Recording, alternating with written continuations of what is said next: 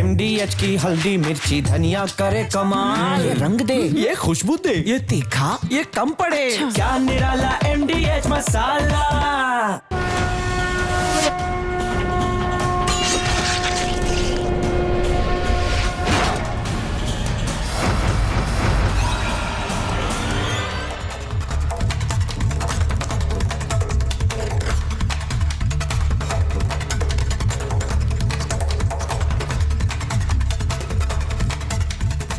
नमस्कार दर्शकों, प्रणाम। मेरा नाम है राम और रिपब्लिक भारत पर अब शुरू करने जा रहा हूं महाभारत में आज बात सीमांचल के संग्राम की करूंगा। दोस्तों, आज बात उस पैटर्न की करूंगा जिस पर मैं इस चुनाव प्रचार को देख रहा हूं, इस चुनाव प्रचार को तोलने की कोशिश कर रहा हूं। जब तक प्रचार वहां हुआ जहां हिंदू आबादी ज्यादा है, सामान्य सी बातें हुई, चाहे प्रधानमंत्री मोदी हो या अमित शाह, चाहे तेजस्वी यादव हो या राहुल गांधी। सारे नेता आए, अपने अपने विरोधियों पर निशाना साधा, आरोप लगाए, अपने वादे दोहराए और जनता से अपने लिए वोट मांगे। इसके बाद चले गए। खास तौर से विपक्ष के नेताओं ने कभी यह नहीं कहा कि वोट बंटना नहीं चाहिए। लेकिन चुनाव प्रचार की असली गर्मी क्या होती है, इसको अगर महसूस करना हो तो आप इस वक्त सीमांचल चले जाइए। दोस्तों, असली ध्रुवीकरण क्या होता है, असली तुष्टीकरण क्या होता है, असली सांप्रदायिकता क्या होती है, इसकी जीती जागती तस्वीर अगर आपको देखनी हो तो आजकल पूर्णिया, कटिहार, अररिया, किशनगंज, किसी भी विधानसभा क्षेत्र में चले जाइए। इन जिलों की विपक्ष के हर नेता की जुबान पर एक ही बात है। बात यह है कि वोट बंटना नहीं चाहिए, वोट बंटना नहीं चाहिए। और अगर वोट बंट गया तो यह हो जाएगा, वो हो जाएगा, क्या क्या हो जाएगा, यह विस्तार से आपको बताऊंगा। मतलब नेताओं का पूरा भाषण, पूरा का पूरा जोर, सारे मुहावरे, सारी शायरी इसी बात के लिए हो रही है कि वोट बंटना नहीं चाहिए। लेकिन यह क्या एकता का संदेश दिया जा रहा है क्या? और अगर यह एकता का संदेश है तो फिर तो हर सीट पर बोलना चाहिए, जोर जोर से बोलना चाहिए। पूरी की पूरी 243 सीटें जिसमें 121 पर चुनाव हो गया है, बाकी पर बाकी है, हर सीट पर बोलो, जोर जोर से बोलो। सारे देश में जो चुनाव हो रहे हैं हर जगह बोलो कि वोट बंटना नहीं चाहिए। लेकिन यह खास जगहों पर ही क्यों बोला जा रहा है, इसके लिए आपको सीमांचल को थोड़ा सा समझना पड़ेगा, इसके मिजाज को थोड़ा सा समझना पड़ेगा। दोस्तों, 4 जिलों और 24 सीट वाले सीमांचल में कुल 47-48% मुस्लिम वोट है। अररिया में 6 सीटें हैं और मुस्लिम वोट है 43%। कटिहार में 7 सीटें हैं, मुस्लिम वोट है लगभग 45%, 44.5।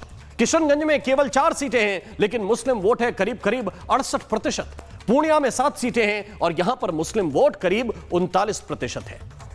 अब आप समझ गए होंगे, ये बंटना नहीं है, बंटना नहीं है, ये वाला जो दोहराव हो रहा है, ये क्यों हो रहा है? दर्शकों, मैं आपको ये स्पष्ट रूप से बताना चाहता हूं कि ये दोहराव क्यों हो रहा है। थोड़ा सा आगे बढ़ते हैं और अब मैं आपको बताना चाहता हूं कि यह जो दोहराव हो रहा है क्यों हो रहा है। इस दोहराव के लिए वहां पर स्थानीय नेता काफी नहीं है। जैसा कांग्रेस के बड़े बड़े नेता आ रहे हैं, उत्तर प्रदेश वाले सांसद जो राज्यसभा गए, इमरान प्रतापगढ़ी, समाजवादी पार्टी के सांसद जो गाजीपुर से हैं, अफजाल अंसारी, इकरा हसन, ये सब मैदान में उतरे हुए हैं और एक दिन में कई कई चुनावी सभाएं कर रहे हैं। और वो इसलिए क्योंकि वोट बंटने नहीं देना है। पॉलिटिकल मंच ऐसे लग रहे हैं जैसे मजहब के मंच बन गए हो। ऐसा लग रहा है कि मजहब के नाम पर जो वोटर है उसका ब्रेन वॉश करने की कोशिश की जा रही है। और ये वही लोग हैं जो आपको ये उपदेश देते हुए भी सामान्य दिनों में मिल जाएंगे कि पॉलिटिक्स में भगवान को क्यों लाना है, चुनाव तो मुद्दों पर होना चाहिए, चुनाव को धार्मिक क्यों बनाना है, बात तो विकास की होनी चाहिए। लेकिन सीमांचल में क्या हो रहा है? कोई चरमपंथी बोल रहा है, कोई बंधुआ मजदूर, कोई कलेक्शन एजेंट, यहां तक कि कोई कह रहा है यजीद, कोई नाम ले रहा है फिरौन, पता नहीं क्या क्या कहा जा रहा है। और इसकी एक बड़ी वजह है ओवैसी का वहां पर चुनाव लड़ना। ओवैसी को इस बार कितने वोट मिलेंगे यह मैं नहीं बता सकता हूं, लेकिन प्रचार बहुत आक्रामक कर रहे हैं और बिल्कुल ठेठ हैदराबादी अंदाज में कर रहे हैं जैसा हैदराबाद में वो करते हैं। लेकिन महागठबंधन ने ओवैसी के लिए इतना आक्रामक प्रचार क्यों किया, उसकी वजह पिछले परिणाम में छिपी हुई है। दोस्तों, इसको थोड़ा सा देखेंगे तो पता चलेगा। पिछला चुनाव मतलब 2020 और 2020 में आरजेडी और कांग्रेस ने कुल मिलाकर 11-11 सीटों पर चुनाव लड़ा था, लेकिन जीती कितनी? दोस्तों, कांग्रेस 11 में से 5 सीटें जीती, आरजेडी 11 में से केवल 1 सीट जीती। और एनडीए की जहां तक बात करूं तो एनडीए में बीजेपी और जेडीयू दोनों ने 12-12 सीटों पर चुनाव लड़ा। बीजेपी 8 पर जीती, जेडीयू 4 पर जीती। और इसमें सबसे बड़ा जो फैक्टर था वो एआईएमआईएम का था, यानी असदुद्दीन ओवैसी का था, जिनके जो करीब करीब 19 कैंडिडेट थे, 19 सीटें थी और वो 5 पर जीत कर आए थे। और यही बात अब गठबंधन को खटक रही है और इसीलिए सारा फोकस इस बात पर कर रहे हैं कि वोट बंटने ना पाए। लेकिन क्यों? सीमांचल का वोटर क्यों धर्म देखकर वोट डाले? और अगर सीमांचल का वोटर धर्म देखकर वोट डाले तो पूरे बिहार का वोटर ऐसा क्यों ना करे? नियम और शर्तें क्या अपने हिसाब से लागू होंगी क्या? यह डराने की राजनीति आखिर क्यों की जा रही है? इसलिए दर्शकों, महाभारत का पहला सवाल आपके सामने रखता हूं। क्या वोट बंटने से गठबंधन घबरा रहा है और अपनी रणनीति को थोड़ा सा आक्रामक कर रहा है? दूसरा सवाल, वोट बैंक अगर खिसक गया तो फिर यह सीमांचल किसका होगा? डिबेट की शुरुआत करूंगा, लेकिन पहले एक रिपोर्ट आपके सामने रखता हूं।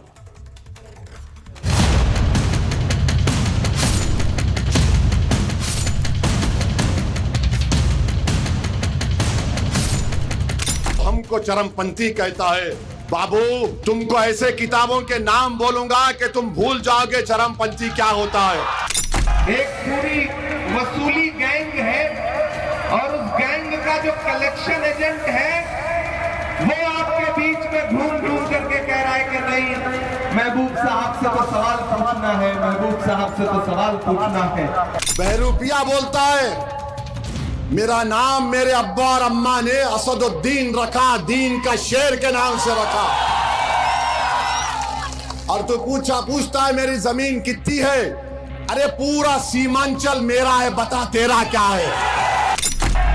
जो उनके खिलाफ खड़ा है उसको कहेंगे कि दरी बिछा रहा है।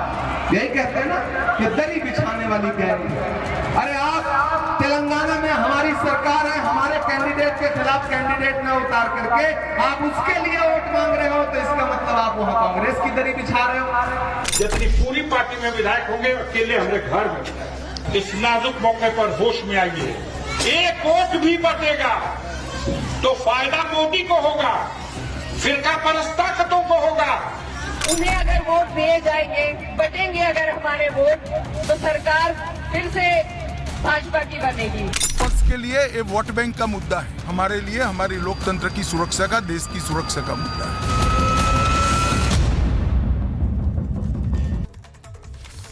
और आइए चर्चा की शुरुआत करता हूं। कुछ खास मेहमान इस वक्त हमारे साथ जुड़े हुए हैं। नीरज कुमार जी इस वक्त हमारे साथ हैं, प्रवक्ता हैं बीजेपी के। नवल शर्मा हमें ज्वाइन कर रहे हैं, प्रवक्ता हैं जेडीयू के।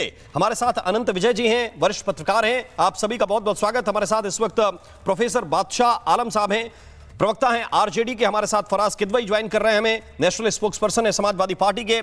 आसिफ सोहेल इस वक्त हमारे साथ हैं, पॉलिटिकल एनालिस्ट हैं। और प्रोफेसर अखिल स्वामी हमारे साथ जुड़ रहे हैं, जो राजनीतिक विश्लेषक हैं। आप सभी का बहुत बहुत स्वागत करता हूं। और सबसे पहले बादशाह आलम साहब, सवाल आपसे बहुत सीधा, बहुत सपाट। ये क्यों आप लोगों को याद आया अब जब सीमांचल में चुनाव आया है कि वोट बंटना नहीं चाहिए?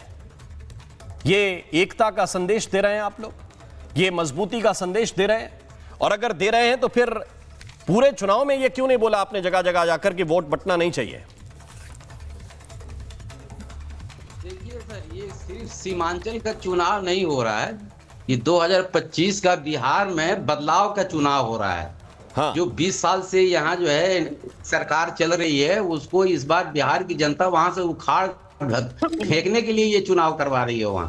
और जनता एक तरफ से, भाई जिसकी आप बात कर रहे हैं, वो सीमांचल से सिर्फ बिहार में सरकार बनती बिगड़ती नहीं है, और जगह भी उनके कैंडिडेट खड़े थे। लेकिन उनका ये 6 तारीख को क्या हश्र हुआ, वो रिपोर्ट आ रहे हैं, वो आप देख रहे हैं कि जो मतदाता एकजुट होके, तो मुसलमानों का वोट कहीं नहीं बट रहा है, एकजुट होके वो महागठबंधन के साथ जा रही है। ये 121 सीटों पर ये जो है रुझान देखा जा रहा है, तो इसकी चिंता करने की इन्हें जरूरत नहीं है। ये अपना देखें, हर इलेक्शन में ये उसको जो है जाति, धर्म, मजहब के नाम पर इलेक्शन जीतना चाहते हैं। तो ये चुनाव इस वक्त मुद्दों के ऊपर हो रहा है बिहार में, रोजगार के ऊपर हो रहा है, पलायन के ऊपर हो रहा है, हेल्थ के ऊपर हो रहा है, लॉ एंड ऑर्डर पे हो रहा है, घोटालों के ऊपर हो रहा है। तो इस पर बात ना करके वो जो है एक नैरेटिव ऐसा सेट करना है मीडिया के थ्रू भी कि सीमांचल में ये हो रहा है, सीमांचल में वो हो रहा है। सीमांचल में कुछ नहीं हो रहा है। उनके 2020 में जैसे आपने बताया 5 एमएलए उनके आए थे, वो 4 एमएलए आज महागठबंधन के साथ हैं। वो 2 एमएलए तो कल रोक पाए सीमांचल के अंदर, तो वो वोटर को क्या रोक पाएंगे। लेकिन बादशाह आलम, आपको लग रहा है कि चुनाव प्रचार ठीक वैसे ही हो रहा है जैसा आपने बाकी इस हिस्सों में किया है? ये मैं मान गया कि पूरे बिहार का चुनाव है, केवल इन 24 सीटों का चुनाव नहीं है, लेकिन क्या पैटर्न वही है? क्या समाजवादी पार्टी के सांसद वहां पर जाकर इस बात पर जोर नहीं दे रहे, खासतौर से मुस्लिम सांसद जो अलग से बुलाए गए हैं प्रचार के लिए, इकरा हसन है, अफजाल अंसारी हैं, वो कह रहे हैं कि वोट नहीं बंटना चाहिए, वोट नहीं बंटना चाहिए। तो भाई बाकी जगहों पे क्या दिक्कत है? वहां भी कहिए कि वोट नहीं बंटना चाहिए, कि खाली वही नहीं बटेगा 24 सीटों पे। अरे वो कहीं नहीं बढ़ रहा है सर। बिहार में बिल्कुल महागठबंधन के फेवर में बिहार की जनता है। अगर वोट बढ़ते इनको एनडीए के सरकार को नजर आ रहा है, हरियाणा से टिकट कट करा के जो है वो सरकारी पैसे को यूज करके गाड़ियों में भर भर के ला रहे हैं। एक एक एमपी इनके दोनों वोट दे रहे हैं, इस उंगली में भी दिखा रहे हैं स्याही, इस उंगली में भी दिखा रहे हैं। और इलेक्शन आयोग को जो है इन्होंने मैनिपुलेट कर रखा है। वो एक पार्टी के लिए इलेक्शन कमीशन यहाँ काम कर रहा है बिहार के अंदर। ये बिहार की जनता देख रही है और एकजुट होके जनतंत्र का जो है आपने कि आसिफ सोहेल को मैं थोड़ा सा इन कराना चाहता हूं इसमें, इसके बाद मैं नीरज जी के पास जाऊंगा। आसिफ सोहेल, कहीं वोट नहीं बट रहा तो इतनी आक्रामकता क्यों दिख रही है आपको सीमांचल के चुनाव प्रचार में? अरे सारी पार्टियां अपने प्रचार में लगी हुई हैं। आलम साहब देखिए, आलम साहब, ये अमित शाह हो रहे हैं, आसिफ सोहेल कह रहे हैं, आ रहे हैं कट्टा की, जी जी जी, मैं आ रहा हूं। बादशाह आलम थोड़ा सा सब्र कीजिए, थोड़ा सा सब्र कीजिए। बहुत सारे मेहमान मेरे साथ हैं, सबको मैं इन करा लूं, फिर डिबेट ओपन करूंगा, मुझे जरा बताइए आसिफ सोहेल, ये क्यों इतने आक्रामक हुए जा रहे हैं कि बात चरमपंथी से शुरू हुई? तो रुकाइए, मैं बोलूंगा फिर। जी जी बोलिए। जी सर, बिहार का और सीमांचल का चुनाव जो सो एक बीजेपी वर्सेस आरजेडी नहीं है, आरजेडी वर्सेस कांग्रेस नहीं है, कांग्रेस वर्सेस एएमआईएम नहीं है। सर, बिहार का चुनाव उस नौजवानों के लिए है जो रोज जद्दोजहद कर कर ट्रेन से बाहर जा रहा है। पूरे हिंदुस्तान के हर स्टेट में बिहार का नौजवान काम के लिए जा रहा है, क्योंकि बिहार के अंदर काम नहीं है, नौकरी नहीं है। रही सीमांचल की बात, सर सीमांचल के अंदर आप मजहब को मत लाइए। सीमांचल में लोग अस्पताल चाहते हैं, फ्लड कंट्रोल चाहते हैं, तालीम चाहते हैं। तो देखिए आज वहां पे वो पिछला है, लोग उसको निगलेक्ट किया गया है। तो एक इंसान आगे बढ़कर उनका हाथ पकड़ने के लिए जा रहा है तो उतना बड़ा बवाल नहीं मचाना चाहिए सर। नहीं, लेकिन क्या है, अब ये बताइए ना कि आप कह रहे हैं कि वो नहीं होना चाहिए, ये नहीं होना चाहिए, आप अपने मन से बता रहे हैं कि ये फिरौन है, वो यजीद है, क्या क्या है भाई? सर मेरा अस्पताल कहिए। मेरे मन से नहीं बता रहा हूं सर, मैं सर बिहार के नौजवानों की जो सोच है, जो परेशानी है वो बता रहा हूं मैं। देखिए, चुनाव एक मजहब के तरीके से नहीं देखता हूं। चुनाव जो सो लोगों के डेवलपमेंट के लिए देखता हूं। लोगों को देखिए, हो सकता है आरजेडी ने और बीजेपी ने रोड बनाए हैं सर, पर यहाँ पे तालीम देने में, नौकरी देने में फेल हुए ना सर। आप देखिए, आप लोग जो लॉकडाउन से लेके अभी तक आज बात हैदराबाद की बता रहा हूं मैं, करीब लाखों के बिहारी लोग हमारे पास। लेकिन सवाल इसी बात को लेकर तो पूरा महागठबंधन ये सवाल पूछ रहा है कि अगर ये सड़क बनानी है, अगर ये अस्पताल बनाना है, अगर दवाई की व्यवस्था करनी है, तो आप क्या कर लेंगे वहां पे? आप तो इतनी सीटों पे चुनाव ही नहीं लड़ रहा है कि आपकी कोई हैसियत बचे। तो क्यों नहीं करेंगे सर? क्या कर लेंगे? क्या कर लेगी एमआईएम भाई? नहीं सर, देखिए, जब पिछली बार 5 जीते थे, क्या कर लिया? आपके 4 आरजेडी की तरफ चले गए। एमआईएम भी तो क्या कर लिया? नहीं सर, तो बीजेपी ने क्या उखाड़ लिया मुझे बताइए, आरजेडी ने क्या कर लिया मुझे बताइए आप। देखिए, ये चेयर बदलने की सियासत बिहार के अंदर है। लोग चेयर बदलने के लिए नहीं, सियासी रंग बदलने के लिए नहीं, लोगों को उनको जो उनका हक चाहिए, उनकी हिस्सेदारी चाहिए। नहीं तो खुल के क्यों नहीं कह देते भाई? खुल के कह दीजिए कि वोट काटने चाहिए सर। खुल के कह दीजिए कि वोट काटने हैं। यही बात तो ये लोग कह रहे हैं भाई कि आप वोट काटने के लिए आए। असदुद्दीन ओवैसी तो खुद ये कह रहे हैं कि हमको वोट कटवा कहते हैं, खुद का एमवाई का समीकरण बताते हैं। तो सर बीजेपी और आरजेडी से आप बीजेपी और आरजेडी से खुले एक ऐलान करा दिए कि उनको मुसलमान का वोट नहीं चाहिए बोलकर। आप बताइए ना, आप सिर्फ वोट इलेक्शन के दौर पर आके हमदर्दी बताएंगे, उन लोगों को तकलीफ देंगे, जुल्म करेंगे, वोट लेने की बात करेंगे। जब कोई एक इंसान कई साल से काम कर रहा है, देखिए आप वैक्यूम क्रिएट आपने करा है ना सर। हैदराबाद से बिहार तक का सफर आप लोगों ने ये तय करने के लिए मजबूर किया। आप अगर वहां पे काम करते थे, आप सीमांचल में या चाहे दूसरे बिहार के इलाकों में, मैं कोई मुसलमान की तारीफ नहीं कर रहा हूं, मुसलमान को जो सो ठीक है। अब मेरे साथ फराज किदवई साहब है, मैं उनके पास चलता हूं। फराज किदवई साहब, तो मैंने आपको ये इतना जोर क्यों लगाना पड़ रहा है आपको सीमांचल में? अफजाल अंसारी गाजीपुर से वहां प्रचार कर रहे हैं, इकरा हसन समाजवादी पार्टी की सांसद वो वहां प्रचार कर रही हैं। फोकस केवल एक है कि वोट कटने ना पाए, तो इतना जोर क्यों लगा रहे हैं? राम जी देखिए, हम एक लोकतांत्रिक देश में रहते हैं और लोकतांत्रिक व्यवस्था में जब कहीं चुनाव होते हैं तो उसमें हमको बाबा साहब के संविधान ने यह अधिकार दिया है कि हम बंगाल में भी प्रचार करें, बिहार में भी करें, उत्तर प्रदेश में भी करें, दिल्ली में भी करें, सब जगह करें। तो जोर जाहिर सी बात है। और जब इलेक्शन चलता है, इलेक्शन होता है, प्रधानमंत्री जी तो मुझे लगता है कि जिला पंचायत के चुनाव में भी जोर लगाते हैं, तो हम क्यों ना बिहार में जाकर के जोर लगाएं। दूसरी बात, अभी बात हो रही थी कि आई ओवरहर्ड के बिहार में क्या होगा सरकार बनने के बाद। तो एक हमारे यहाँ बाराबंकी में एक बहुत बड़े शायर हैं उस्मान मिनाई साहब, वो थोड़े बहुत नजूमी भी हैं। उनसे पूछो कि उस्मान भाई इस इलेक्शन में क्या होगा, तो वो शेर कह देते हैं, या किसी चीज़ में भी पूछिए कि क्या होगा तो शेर के जरिए वो बोलते हैं। तो मैंने कहा भाई बिहार में क्या होगा, तो उन्होंने 4 मिसरे 4 पंक्तियां लिख दी। उन्होंने कहा, तेरे उरूज के ऊपर जवाल आएगा, रगे अवाम में अब तो उबाल आएगा, जनाब 14 नवंबर को देख लेना तुम, शपथ के वास्ते तो लालू का लाल आएगा। तो राम जी आप देखिएगा कि भारतीय जनता पार्टी जिस अरे सर मुझे कोई आपत्ति नहीं। देखिए आप उत्तर प्रदेश में मुलायम जी के लाल को ले आइए, बिहार में लालू के लाल को ले आइए, मुझे कोई आपत्ति नहीं। आपकी पार्टी का गठबंधन है, आप करिए। मेरा सवाल बहुत सीधा था, जिसको आप दाएं बाएं कर गए। मेरा सवाल सीधा था कि ये लाइन क्यों हो रही है और ये लाइन फिर बाकी जगहों पे क्यों नहीं होती? भाई क्यों जहां पे 80% हिंदू आबादी है वहां नहीं कहते कि वोट को बंटने नहीं देना है, सारे 80% हमारी तरफ डाल दो, 20% 100% हमारी तरफ डाल दो। राम जी क्या ये अकेला वहां पे क्यों, जहां पे 40% मुस्लिम आबादी है, 50% मुस्लिम आबादी है, वहां पे आपको ऐसा डर लग रहा है कि वोट बढ़ जाएगा? ये हिंदू और मुस्लिम के चश्मे से शायद आप देख रहे हैं। मैं नहीं देख रहा हूं, मैं तो चुनाव प्रचार को देख रहा हूं। चुनाव प्रचार, और चुनाव प्रचार में क्या हो रहा है आप देख लीजिए। वहां पे चुनाव प्रचार को अगर देखिए तो बिहार में पिछड़े, दलित, अति पिछड़े, महादलित और अकलियत, ये जितने लोग हैं सबको कहा जा रहा है कि एक साथ वोट देना नीतीश कुमार जी के पिछले 20 साल के कुशासन के खिलाफ। अब एक बड़ी इंपॉर्टेंट बात करके मैं अपनी बात खत्म कर दूंगा, थोड़ा सा बस एक 50 सेकंड आप दे दिए जी। देखिए जेडीयू जो है वो समझ नहीं रही है कि आदरणीय प्रधानमंत्री जी बिहार में क्या करने चाह रहे हैं।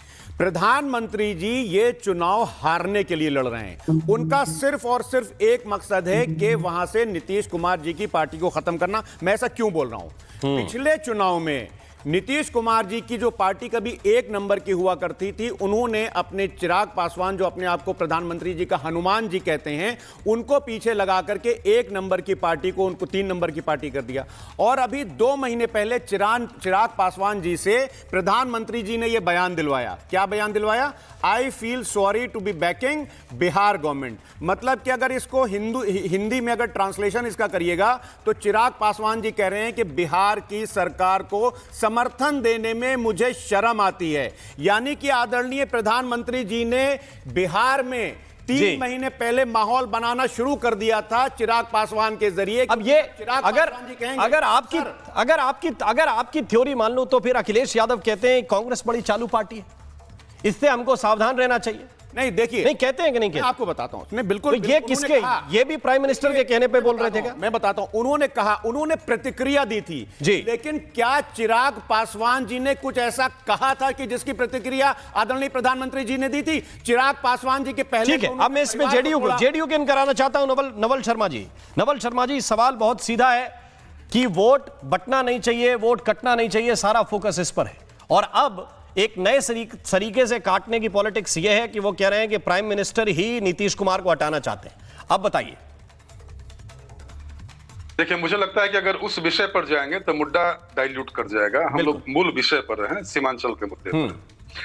नीतीश कुमार जी बिहार की जनता के स्वाभाविक नेता हैं, बिहार की स्वाभाविक पसंद है और 14 नवंबर के परिणाम के बाद नीतीश कुमार की ताजपोशी होने जा रही है फिर से मुख्यमंत्री के रूप में। अगर कहीं कागज कलम है तो सपा प्रवक्ता को बोलिए कि लिख कर रख लें। चलिए पहले अपना होमवर्क पूरा कीजिए, तब नीतीश कुमार जी पर सवाल उठाइए। दूसरी बात है कि महत्वपूर्ण यह है कि सीमांचल को ओवैसी का भाषण नहीं चाहिए, सीमांचल को कांग्रेस और राष्ट्रीय जनता दल की तुष्टीकरण की नीति नहीं चाहिए। सीमांचल को अस्पताल चाहिए, सड़क चाहिए, पुल पुलिया चाहिए, बिजली चाहिए, हवाई अड्डा चाहिए, रेलवे स्टेशन चाहिए, और वो सब एनडीए की सरकार भरपूर दे रही है, क्योंकि सीमांचल हमारे विकास के एजेंडे में सबसे ऊपर रहा है। अब देखिए जरा ओवैसी साहब की रणनीति क्या है। ओवैसी साहब इस भ्रम के शिकार हैं कि हम लफाजी करेंगे, थोड़ा बढ़िया भाषण दे लेंगे तो हो सकता है कि सीमांचल के लोग हम पर रिझ जाएं। उसी धारणा के शिकार लालू जी हैं। लालू जी की रणनीति को देखिए, 1990 से लेकर 2005 तक लालू जी ने मुस्लिम जमात को केवल भय दिया, भय दिखाते रहे कि अगर हम नहीं रहे तो वो आ जाएंगे, वो आ जाएंगे। MY समीकरण बना के केवल वोट लेते रहे। नीतीश कुमार जी ने क्या किया? लालू जी ने केवल भय दिया, नीतीश कुमार जी ने भरोसा दिया माइनॉरिटी के जमात को। लालू यादव केवल उनका वोट लेते रहे, नीतीश कुमार जी ने क्या किया? उनके भविष्य को संवारा। जिन माइनॉरिटी के बच्चों के हाथों में लालू यादव जी ने कट्टा पकड़ा दिया था, नीतीश कुमार जी ने उन्हीं हाथों में कॉपी और कलम पकड़ाया। तो अब हमको लगता है, मुझे लगता है कि सीमांचल का माइनॉरिटी जमात बौद्धिक रूप से इतना परिपक्व हो गया है कि वो मान्यवर ओवैसी जी और महागठबंधन और कांग्रेस और सपा सारी पार्टियों के दावे की बारीकी से परीक्षण कर सके। और अब इनके झांसे में वो लोग नहीं आने वाले। पिछले बार का परिणाम देखिए, पिछले बार भी हम लोगों ने 8 और 4 सीटों को जोड़ रहे हैं, 8, 4, 12। आप लोग कह रहे हैं कि ये वो 12 सीट 24 में से जो आई वो इसी का परिणाम है कि वहां की माइनॉरिटी ने भी आपको वोट किया। लेकिन क्यों बिल्कुल। लेकिन नीरज कुमार जी, क्यों फिर आप लोग ये घुसपैठिया वाला मुद्दा जोर शोर से उठा रहे हैं? आज भी अमित शाह ने कहा कि नहीं, घुसपैठिया तो बाहर करेंगे। Very good question Ram Mohan Sharma ji. Seemanchal में औसत मुस्लिम आबादी करीब 47% की है। मैं आपको बता दूं ये कि हमारे सांस्कृतिक विरासत के प्रहरी रहे हैं ये आबादी। लेकिन पता नहीं क्यों आरजेडी, कांग्रेस और जो भी इंडिया अलायंस के लोग हैं, सपा जैसी पार्टियां भी, इनके प्रवक्ता भी कुछ देर पहले कह रहे थे कि रगे आवाम में उबाल आने वाला है। साहब वो उबाल 2005 में आ चुका, सरकार पलट गई, बिहार का विकास हो रहा है, आपको शायद दिख नहीं रहा। ये घुसपैठिए को सहारा देकर के घुसपैठिए को वोट बैंक की राजनीति करना चाहते हैं, जो कि सही मायने में जो सीमांचल के हमारे मुसलमान हैं उनके राशन की, दवाई की, स्वास्थ्य की, सिंचाई की हकमारी करना चाहते हैं। ये सिर्फ वोट बैंक तुष्टीकरण की राजनीति करना चाहते हैं। और सीमांचल के भी पसमानदा मुसलमान अब इस बात को जान चुके हैं, पहचान चुके हैं, पसमानदा मुसलमान, महादलित मुसलमान, ये लोग सिर्फ इनको डराते हैं, बीजेपी के नाम से इनका वोट करते हैं, वो वोट बैंक का राजनीति करते हैं, इनका शोषण करते हैं तुष्टीकरण की राजनीति के लिए, और इनके विकास के लिए कभी कुछ नहीं किया। साहब सीमांचल में अच्छी सड़कें, एयरपोर्ट किसने दिया? एनडीए की सरकार ने दिया। ये लोग सिर्फ वोट बैंक की राजनीति के लिए सीमांचल के मुसलमानों की भिखमारी करते रहे। लेकिन विपक्ष की तरफ से ये पेंट किया जा रहा है कि भाई MIM जो चुनाव लड़ती है वो आपको फायदा देने के लिए लड़ती है, आपकी बी टीम बनकर चुनाव लड़ रही है और पिछली बार आपको उसका फायदा मिला, इस बार कहीं वही ना दोहरा दें या उससे बेहतर ना कर दें। मिला साहब, उन्होंने विधायक बनाए, आरजेडी से डील किया, अपने विधायक उन्होंने आरजेडी को दे दिए। हमें कहां से फायदा मिला साहब? उन्होंने आरजेडी से डील किया और विधायक अपना बनाया और चुनाव के बाद आरजेडी को अपना विधायक सौंप दिया। हमें फायदा की बात इसमें कहां से आ जाती है? पता नहीं कहां से ये परसेप्शन, ये लोग आरजेडी वाले लोग सिर्फ अफवाह और भ्रम की राजनीति करते हैं जी। लेकिन बिहार में अब जाति धर्म की राजनीति नहीं चलने वाली। प्रोफेसर अखिल स्वामी का सिद्धांत है सबका साथ सबका विकास, हम उसकी राजनीति करते हैं। और आज बिहार के मुसलमानों को भी पता है कि सही मायने उनका विकास किसने किया है। अखिल स्वामी जी, किसकी बी टीम बनकर काम कर रहे हैं? फिर ये बी टीम है या सी टीम है? किसकी ये कांग्रेस टीम काम कर रही है या बीजेपी की बी टीम काम कर रही है? किसके इशारे पर असदुद्दीन ओवैसी इतना आक्रामक प्रचार कर रहे हैं? ये सवाल मुझसे है क्या? अखिल जी से। मैं हूं शुद्ध सनातनी जी, और मैं कोई राजनीतिक व्यक्ति नहीं, ठीक है। लेकिन मैं ये चाहता हूं कि सीमांचल क्या पूरा हिंदुस्तान का मुसलमान न बटे और हम जैसे शुद्ध सनातनी और हिंदू धर्म को मानने वाले और जो ये मानते हैं इस देश के लिए अशफाकुल्लाह खान ने, सरदार भगत सिंह ने, पंडित चंद्रशेखर आजाद ने, राम प्रसाद बिस्मिल ने साथ मिलकर लड़ाई लड़ी है। हम अपने मुसलमान भाइयों के साथ हैं। मुसलमान भाइयों को नहीं बटना चाहिए, क्योंकि मैं चाहता हूं मेरे तो मतलब आप क्या कह रहे हैं, थोक में असदुद्दीन ओवैसी को वोट कर दें? उससे जय श्री राम न करवाया जाए, भारत को जय ये हिंदू राष्ट्र न बनाया। तो क्या कह रहे हैं आप, ओवैसी को इकट्ठा वोट कर दें? पसंद है जहां पे हिंदू मुसलमान सिख ईसाई रहे। मैं एक शुद्ध सनातनी, शुद्ध नहीं, आप हिंदू शुद्ध सनातनी हैं, तो ये क्यों कह रहे हैं कि ओवैसी को इकट्ठा वोट कर दें, बटे ना? मुसलमानों का हाथ पकड़ें। क्या कह रहे हैं आप? ऐसा क्यों कह रहे हैं सनातनी होके कि ओवैसी को वोट कर दें, कि बटना नहीं चाहिए मुसलमानों? ओवैसी तो बीजेपी का एजेंट है। आपने जो प्रस्तावना रखी थी उसमें आपने बताया 5 सीट जीता था, 15 सीट हराई थी उसने, और इसकी वजह से महागठबंधन की सरकार नहीं बनी थी। देखिए, हमें यदुवंशी भगवान श्री कृष्ण के वंशज चीफ मिनिस्टर चाहिए, और हमको केवट समाज के डिप्टी चीफ मिनिस्टर चाहिए जिन्होंने भगवान श्री राम को गंगा पार कराई थी। हमको ये ऐसे ढोंगी हिंदू नहीं चाहिए जो हिंदू राष्ट्र के नाम पे लोगों को ठगते हैं। हम मुसलमानों के साथ हैं, लेकिन ओवैसी साहब वहां पे आए हैं केवल भारतीय जनता पार्टी के एजेंट बनके। इससे उन्हें बचना। तो आप कैसे सच्चे सनातनी? अखिल जी के दो चश्मों से देखते हैं, कैसे सच्चे सनातनी? कि यदुवंशी भी चाहिए आपको, केवट मल्लाह भी चाहिए, आप कैसे सनातनी हैं फिर? आपको क्या चाहिए? मतलब हिंदू को कैटेगरी में देखेंगे, हिंदू को बांट कर देखेंगे, सनातनी को बांट कर देखेंगे, एक सनातनी दूसरे सनातनी में भेद करेंगे, और मुस्लिम एक मुश्त चाहिए। ये कैसा सनातन प्रेम है भाई? मैं कैसा शुद्ध सनातनी हूं? बोलते हैं कि मैं ये सुनिए, अब इनको चुप कराइए, मेरे को बोलने दीजिए। मेरे से प्रश्न पूछा इन्हें। जी अखिल जी, मैं आ रहा हूं नीरज भाई, नीरज जी आ रहा हूं मैं जी। देखिए, शुद्ध सनातनी की पहचान होती है सर्वे भवन्तु सुखिनः सर्वे सन्तु निरामया। स्वामी विवेकानंद जो शिकागो में भाषण किया था, उन्होंने कहा हिंदू वो होता है जो सबको गले लगाता है। ठीक है, अब मुझे थोड़ा सा अनंत विजय जी के पास भी जाना पड़ेगा।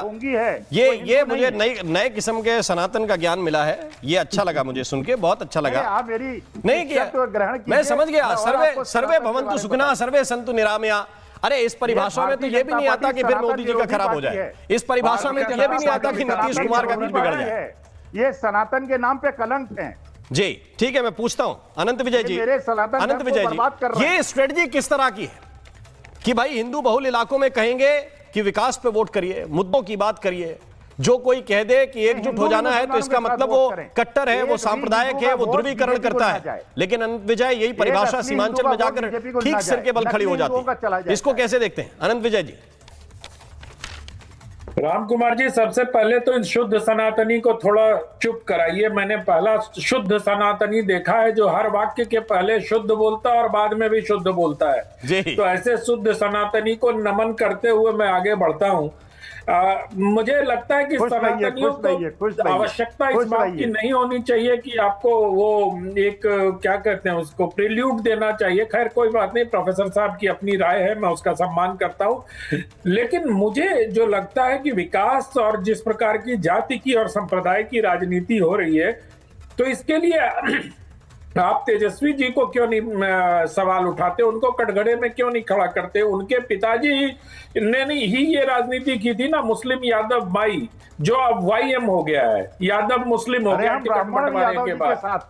तो मुझे ये लगा रहे जी एक करके आप तो शायद प्रोफेसर है, एक करके प्रोफेसर साहब। सनातनी, शुद्ध सनातनी बीच में ऐसे नहीं टोकते हैं। अब तो अगर आप शुद्ध सनातनी होने का दावा करते हैं तो आपको बीच में नहीं बोलना चाहिए, कम से कम उसका मुजाहिरा भी करिए।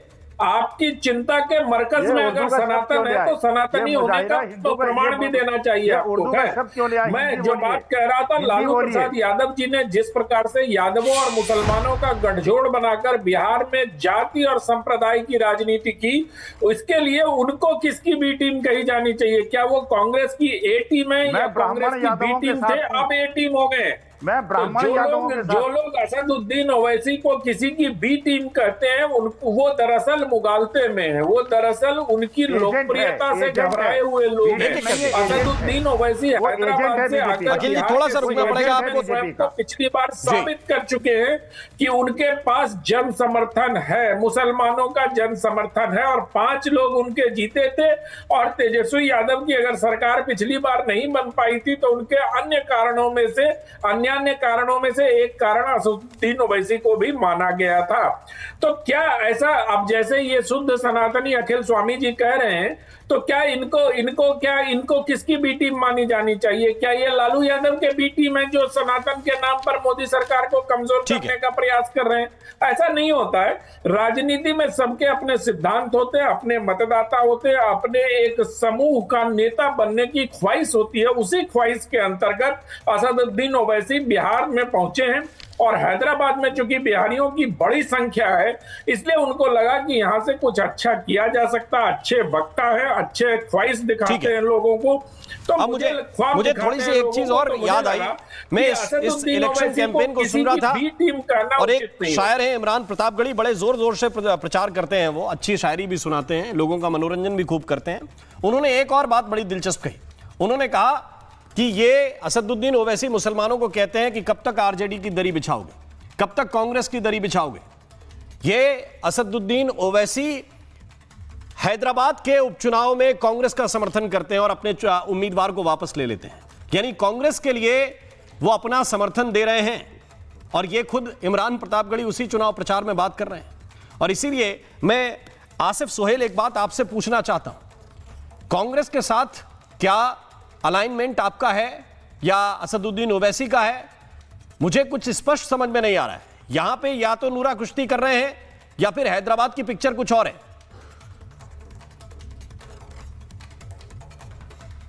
सर, इसमें तो नूरा कुश्ती कुछ नहीं है। आप ये सवाल बैरिस्टर असदुद्दीन ओवैसी से पूछना चाहिए कि वो बिहार में कांग्रेस के खिलाफ लड़ रहे हैं और तेलंगाना में जो सो कांग्रेस का साथ दे रहे हैं, उसके पीछे क्या वजह है?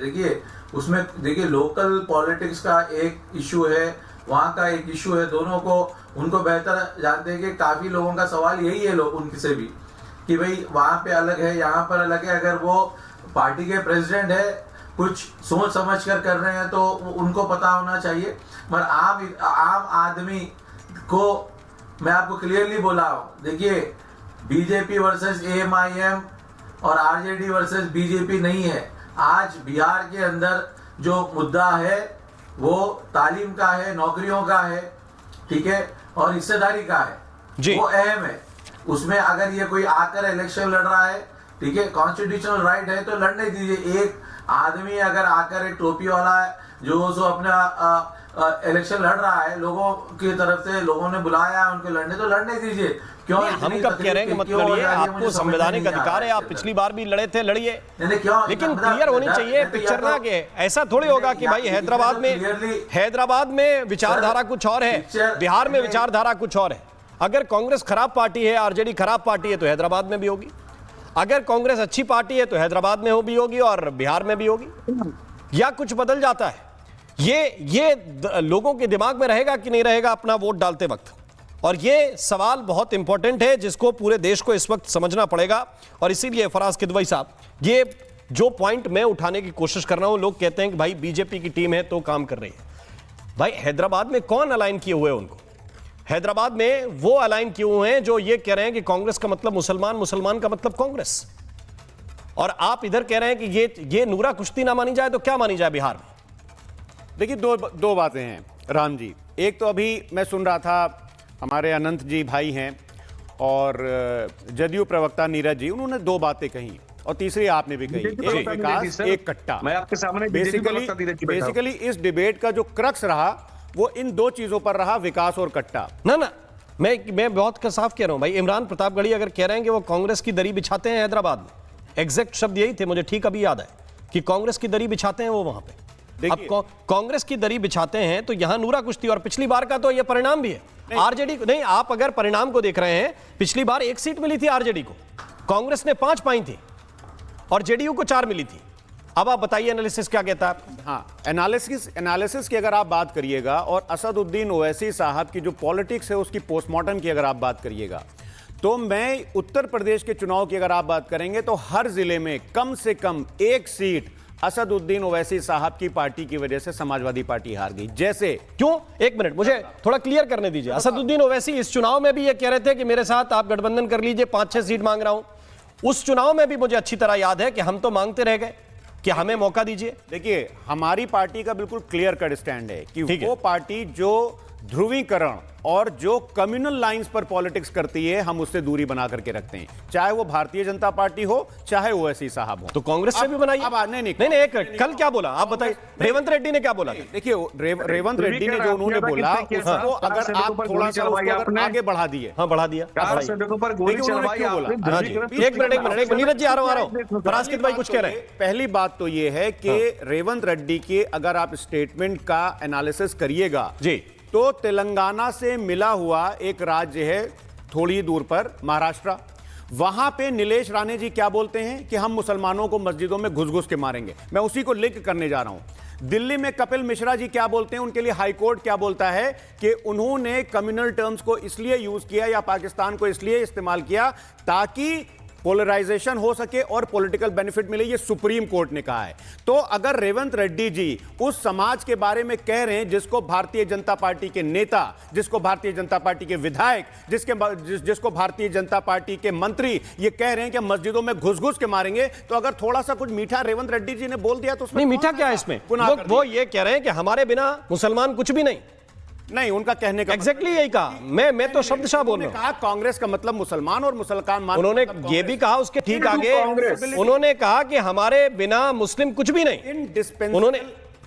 उन्होंने इस इनडिस्पेंसिबल का जैसा शब्द उसका हिंदी में, उर्दू में, अंग्रेजी में, नहीं, उन्होंने सब उर्दू में बोला, हिंदी में बोला। हाँ, तो ये अंग्रेजी का उदाहरण नहीं आएगा। वही मैं बोल रहा हूं कि उन्होंने ऐसा कहीं नहीं बोला। ठीक है, अगर आपको सीधा सीधा ये बोलने वाला कि भाई हमारी पार्टी मुस्लिम हो गई और हम मुसलमान हो गए, सब हमारी पार्टी देखिए क्या बोल रहे हैं, कांग्रेस का मतलब मुसलमान। मैंने रेवंत रेड्डी, इसका क्या उदाहरण निकालूं? राम जी मुझे आप बोलने तो दीजिए। रेवंत रेड्डी जी के जो स्टेटमेंट था उसका जितना मैं एनालिसिस कर पाया वो मैंने आपको करके। अच्छा, इससे कट्टर ओवैसी ने क्या बोल दिया फिर? हमारी पार्टी, अच्छा, इससे कट्टर क्या बोल दिया फिर ओवैसी ने? सर सुनिए तो जी, हमारी पार्टी का जहां तक मामला है तो हम ये बोल सकते हैं कि Samajwadi party is PDA and PDA is Samajwadi party. हम ये स्टेटमेंट है। अब दूसरी एक जरूरी बात है जिस पर मैं आना, तो इसमें पी और डी भी शामिल है ना सर? बिल्कुल, पिछड़ा भी शामिल है, दलित पिछड़ा भी शामिल है, दलित भी शामिल है जो कमजोर है, और अगला भी शामिल है, वो अगला भी शामिल है जो कमजोर है। हम और अगर कोई केवल ये कह दे कि हिंदू मतलब हम मतलब हिंदू, गलत है, वो गलत है। लेकिन मुस्लिम वाला सही है, लेकिन मुस्लिम वाला सही। उन्होंने खाली एक अफर्मेटिव एक्शन की बात की है जो कि सारी पार्टीज अक्सर करती हैं। अब सुनिए मेरी बात सुनिए, इंपॉर्टेंट चीज रह जाएगी जिस पे मैं बोलना चाह रहा हूं। कट्टे का बहुत जिक्र हो रहा है, अभी जदयू प्रवक्ता ने कट्टे की बात करी और प्रधानमंत्री जी भी कट्टे की बात कर रहे हैं। ये आदरणीय प्रधानमंत्री जी कट्टे की बात क्यों कर रहे हैं आपको पता है? जिससे जदयू को नुकसान हो। आप पूछिए राम जी, मैं ये क्यों बोल रहा हूं कि किससे? बताइए दीजिए फिर क्या है? मैं इसलिए बोल रहा हूं कि अगर आप देखिएगा तो पिछले 6 महीने में 9 बड़े कारोबारियों की हत्या बिहार में होती है।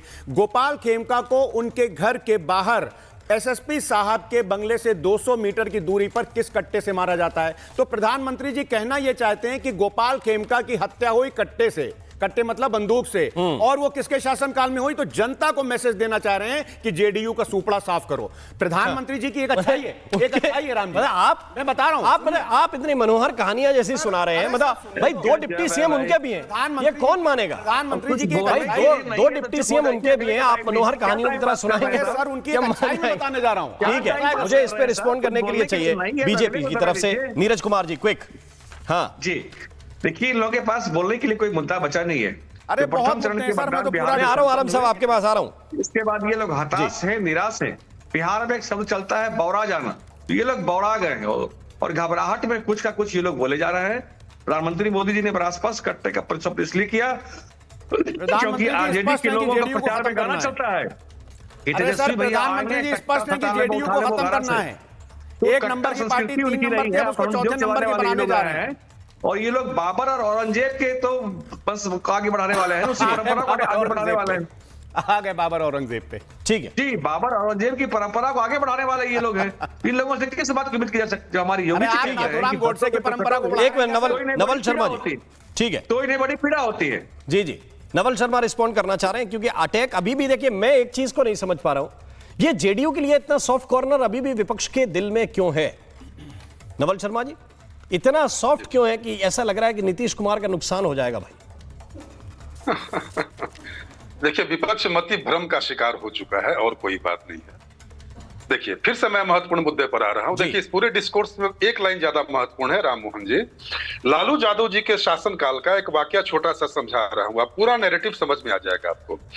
मदरसा शिक्षक भूख से मरते हुए जब लालू जी के पास वेतन बढ़ाने की मांग को लेकर गए तो लालू जी ने जवाब दिया कि अरे तुम लोगों का वेतन, जान भी बचाएं और वेतन भी बढ़ाएं, जान भी बचाएं और वेतन भी बढ़ाएं। किससे जान बचाएं? एक काल्पनिक भय। कांग्रेस हो, समाजवादी पार्टी हो, लालू यादव हो, ये सारे लोग उसी नैरेटिव को आगे बढ़ाते रहे कि हम तुमको सुरक्षा दे रहे हैं। नीतीश कुमार उत्तर भारतीय हिंदी पट्टी के पहले ऐसे राजनेता हैं जिन्होंने इस नैरेटिव को काटा और नीतीश कुमार जी ने यह समझा और समझाया कि माइनॉरिटी जमात भी हमारे समाज का एक सचेतन हिस्सा है। और नीतीश कुमार जी ने, अब आपको पता है कि बिहार में अल्पसंख्यक कल्याण विभाग का गठन नीतीश कुमार जी ने किया, अल्पसंख्यक आयोग का गठन नीतीश कुमार जी ने किया, मुख्यमंत्री अल्पसंख्यक रोजगार युद्धि योजना की शुरुआत नीतीश कुमार जी ने, मुस्लिम परित्यक्ता महिलाओं के लिए विकास योजना नीतीश कुमार ने, हुनर और तालीम नीतीश कुमार जी ने, मदरसों का आधुनिकीकरण नीतीश कुमार जी ने। तो राम मोहन राय जी बस 1 मिनट का समय दीजिएगा, थोड़ा मैं इस पाखंड का पर्दाफाश कर दे रहा हूं। नीतीश कुमार जी ने अपनी विकास योजनाओं के जरिए एक तो की माइनॉरिटी जमात के लोगों को समाज के मुख्य धारा में लाया, उनके रोटी रोजगार की चिंता की, क्योंकि लालू यादव जी यहीं पर चूक गए। लालू जी सम्मान की बात करते थे लेकिन कभी उन्होंने माइनॉरिटी जमात के भूखे पेट की चिंता नहीं की, यह नीतीश कुमार जी ने किया। और दूसरी बात यह कि लालू जी जिस काल्पनिक सुरक्षा देने की बात करते थे वो सुरक्षा भी नहीं दे पाए, और वही समाजवादी पार्टी का भी इतिहास बताता है ये लोग सुरक्षा भी नहीं दे पाए। कैसे नहीं दे पाए? लालू जी के काल में सीतामढ़ी दंगा हुआ जिसमें 53 माइनॉरिटी को लोग मारे गए। कांग्रेस के जमाने में भागलपुर दंगा हुआ, 1000 से ज्यादा माइनॉरिटी को लोग मारे गए। तो इन सारे मोर्चों पर नीतीश कुमार जी ने एक एग्जाम्पल सेट किया। और आज भी आप सीमांचल में चले जाएं या बिहार के किसी भी अकलिय तबके के किसी एक भाई बंधु से पूछिए कि क्या आप नीतीश कुमार जी के विकास कार्यों से संतुष्ट नहीं है, सारे लोग गवाही देते मिलेंगे आपको। तो नीतीश कुमार जी ने जाति, बस आधा मिनट राम मोहन जी, आधा मिनट। नीतीश कुमार जी पर आज तक कभी कोई समीकरण का चस्पा लगा कि नीतीश कुमार जी MY समीकरण चलाते हैं या कोई और समीकरण चलाते हैं? नीतीश कुमार जी ने जाति और सांप्रदायिक समीकरणों की राजनीति को बिहार में काटा और सर्वसमावेशी, सभी को साथ लेकर चलने वाली नीति को इतनी खूबसूरती से आगे बढ़ाया कि आज देखिए बिहार में कहीं भी अब ये बताइए बादशाह आलम, क्यों कोई सांप्रदायिक दंगा नहीं हुआ? 30 सेकंड का समय बोलेंगे। मैं नीरज जी आ रहा हूं आपके बाद, बादशाह आलम के बाद तुरंत बाद आ रहा हूं। बादशाह आलम जी बताइए। देखिए ये हमारे जो नवल भाई जो बातें बता रहे हैं ना, ये तो 20 साल से वहां सरकार में है। अभी इन्होंने पहले कहा था कि सीमांचल को रोजगार चाहिए, सीमांचल को हॉस्पिटल चाहिए, सीमांचल को स्कूल चाहिए। तो ये 20 साल से ये क्या कर रहे थे, उनको ये क्यों नहीं प्रोवाइड किया? सुनिएगा, समय दीजिए, गिना रहे हैं, सुनिएगा क्या क्या दिया, गिना है, सुनिएगा। उसका रुझान भी आ चुका है। कितना केवल तो ये भारतीय जनता पार्टी और ये JDU, अरे समय दीजिए ना, सब 20 साल से बिहार में है, ये 11 साल से वहाँ मोदी की सरकार में है, ये धर्म की राजनीति करते हैं।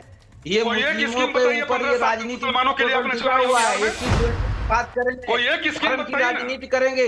मेरी चुनौती है राष्ट्रीय जनता दल मुसलमानों पर दया आ रही है। आप कोई एक स्कीम बताइए 15 वर्षों में जो आपने माइनॉरिटी के भाइयों के लिए चलाई हो। धर्म की राजनीति करना चाहते हैं, और जहाँ तक आप लालू प्रसाद की बात कर रहे थे, अरे कभी सुने थे अल्पसंख्यक रोजगार योजना के बारे में?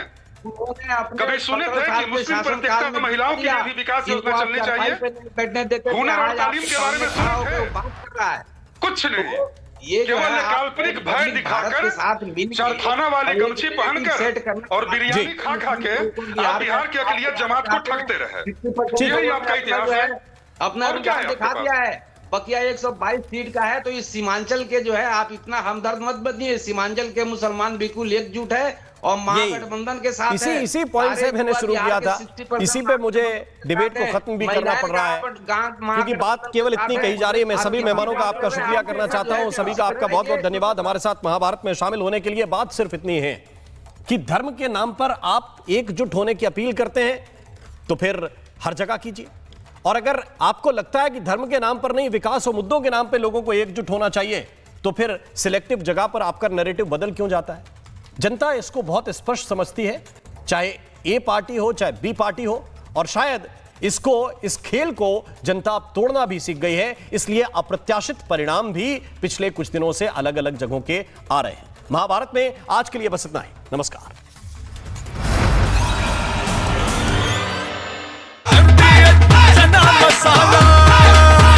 छोलिया हो या लोबिया, सफेद चने या काले चने, सब कुछ मजेदार बने। MDH